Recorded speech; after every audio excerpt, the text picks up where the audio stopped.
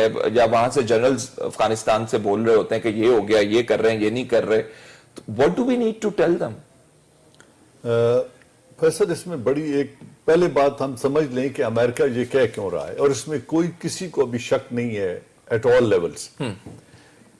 پہلی بات یہ ہے، اگر کوئی آدمی یہ آج یہ سوچ رہا ہے کسی بھی لیول پہ بیٹھ کے کہ امریکن افغانستان میں امن قائم کرنے آئے ہیں اور امن قائم کر کے واپس چلے جائیں گے تو میرے خیال میں وی آر ڈیسیونگ آور سیلفز۔ ایک بات، امریکہ یہاں رہنے کے لیے آیا ہے، بیٹھنے کے لیے آیا ہے، اور ایک لمبا عرصہ بیٹھنے کے لیے آیا ہے، لیکن اپنے جو ان کے آڈینس ہے اور ٹیکس پیئرز ہیں یونائٹڈ اسٹیٹس، ان کو یہ بتانے کے لیے کہ ہم وہاں کیوں بیٹھے ہیں، یہاں تھریٹ کا موجود رہنا بہت ضروری ہے۔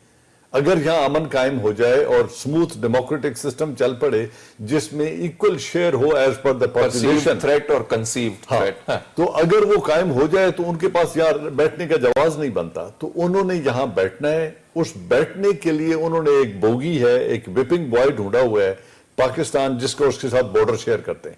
کیونکہ تاریخ میں یہ جتنے فائٹرز ہیں یہ ایک زمانے میں امریکہ نے، سعودیہ نے اور ہم نے مل کر ان کی تربیت کی یہاں پہ پاکستان میں، ان کے ٹریننگ بیسز تھے یہاں پر۔ I S I Hillary Clinton نے بڑا واضح طور پہ when she was there in government، اس نے بڑا واضح کہا تھا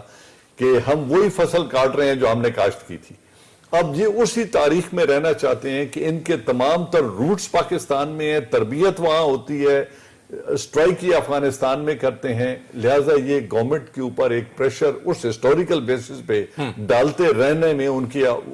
جواز ملتا ہے ٹھہرنے کا اور اپنی ناکامیوں پہ پردہ ڈالنے کا۔ ورنہ 1,40,000 ٹروپس جیسے ہم پہلے کہہ رہے تھے،